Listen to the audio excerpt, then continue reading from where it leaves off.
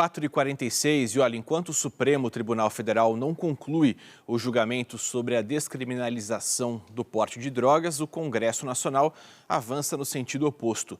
O SBT conversou com o presidente do Instituto Brasileiro de Ciências Criminais, Renato Stanziola Vieira. Para ele, esse retrocesso aumenta a insegurança na abordagem policial e punirá a população preta e pobre.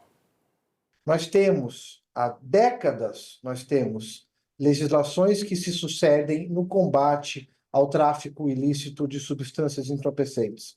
E desde 2006, nós temos uma lei que é objeto recente de discussão no âmbito do Supremo Tribunal Federal. Ou seja, a temática da guerra às drogas, ela é uma velha conhecida do direito brasileiro. Não há nenhum motivo de se constitucionalizar este tema especificamente penal dentro do capítulo dos direitos e garantias individuais da Constituição. Na verdade, é muito triste perceber que com esse movimento a Constituição brasileira está aparentemente a reboque de um movimento punitivista.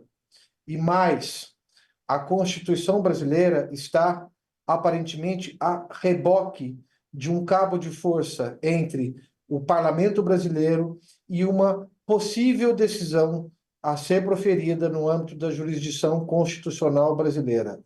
É lamentável que os senadores da República tenham, na data de hoje, passado esse triste e vergonhoso recado à sociedade brasileira. Do ponto de vista do direito penal e da criminologia e da sociedade, é lamentável que os senadores, na data de ontem, tenham se comportado como surdos aos reclamos científicos mundiais em torno da necessidade do tratamento dessa política como uma política de saúde pública e não uma política criminal.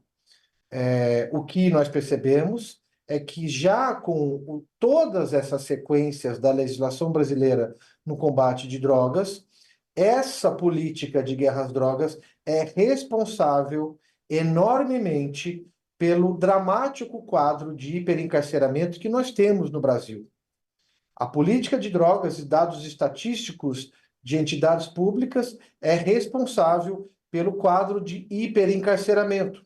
E é a política de drogas a responsável também por essa cruenta seletividade das pessoas que estão presas, pobres e pretas em sua maioria.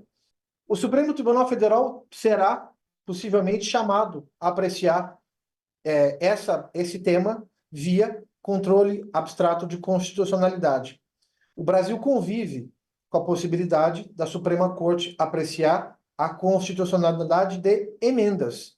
Então, o movimento é um movimento contra o Supremo. O Supremo hoje está às voltas com recurso extraordinário. Se essa medida absurda passa na Câmara e isso se torna uma emenda constitucional, fatalmente o Supremo terá também que se deparar com o controle de constitucionalidade da emenda.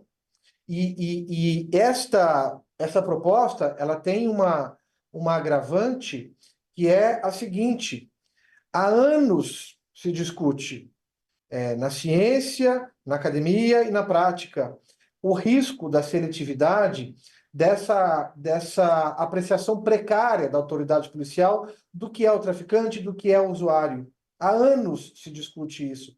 E essa emenda vem justamente na contramão de uma segurança nesse sentido, dizendo que pouco importa. A diferenciação que a emenda propõe é para verificar o tipo de tratamento que acontecerá, mas volta a punir como crime algo que há anos e pelo mundo afora se discute ser algo que deve ser ressalvado e não como crime, que é o direito de usar o seu próprio corpo como bem entender, sem trazer mal à coletividade, sem trazer mal à saúde pública.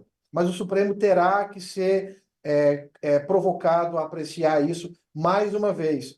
O movimento é tão absurdo que o Supremo nem terminou de julgar esse caso concreto do recurso extraordinário e uma parte do parlamento brasileiro já tenta dar uma resposta de tão absurdo que é esse movimento. Então, por incrível que possa parecer, o Congresso Nacional está às voltas de dar um recado para a sociedade brasileira com um viés de retrocesso, tornando a situação mais insegura e pior do que o que nós já temos desde 2006. É importante mencionar aqui que nos movimentos brasileiros que nós tivemos de reforma do Código, num deles, inclusive, se tentou estabelecer dentro do Código Penal quais eram os parâmetros objetivos para separar uma situação da outra, mas isso não foi adiante.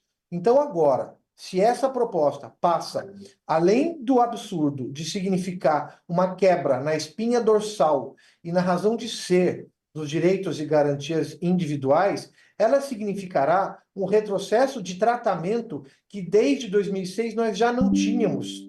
Um retrocesso de tratamento jogando ainda mais insegurança nesta separação, tornando tudo como crime, mas modificando o tratamento em termos de penas, a depender de como é encontrada a situação de determinada pessoa. Um perigo real que essa política de guerra às drogas já nos mostra não é só a autoridade policial, é na abordagem policial, porque a abordagem policial que se faz na rua ou nas vielas é que define propriamente. Depois é que se leva isso para uma situação normalmente de flagrante, aí sim, perante a autoridade policial. É nesse momento dos acontecimentos em que há essa nítida insegurança, e é justamente por essa insegurança que nós chegamos nesse estado de coisas, em que as pessoas abordadas são normalmente, as estatísticas comprovam, normalmente pessoas pobres e pretas. É para isso que essa política tem se prestado até hoje. E com esse passo atrás, nós estaremos dando um tremendo retrocesso no âmbito dos direitos e garantias individuais de todo e qualquer brasileiro.